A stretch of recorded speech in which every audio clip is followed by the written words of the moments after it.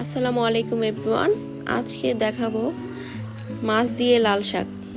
আপনারা তো লাল শাক অনেকভাবেই খেয়েছেন, এভাবে রান্না করে দেখবেন, অনেক মজা হবে।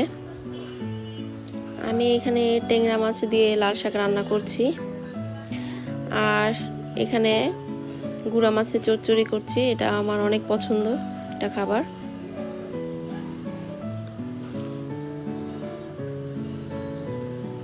কার কার আমার মতো এরকম গুঁড়া মাছ চচ্চড়ি পছন্দ তারা অবশ্যই কমেন্টে জানাবেন।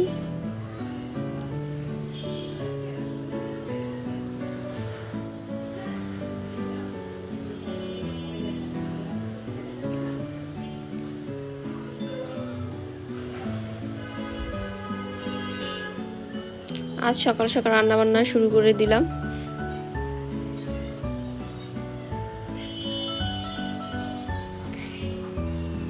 এখন আমি এর মধ্যে দিয়ে দিব জলপাই।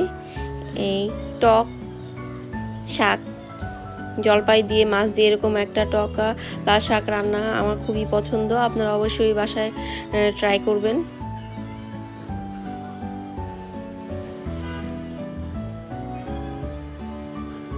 অন্যরকম একটা টেস্ট।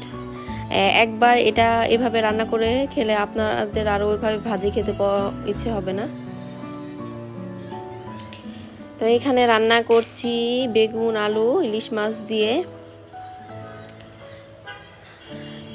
আর বেগুন দিয়ে ইলিশ মাছ তো আমার অনেক প্রিয় খাবার।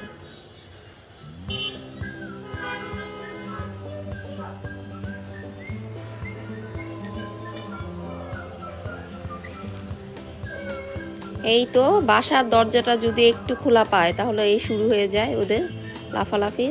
তো সবাই ভালো থাকবেন, সুস্থ থাকবেন। আজকে এই পর্যন্ত, আল্লাহ হাফিজ।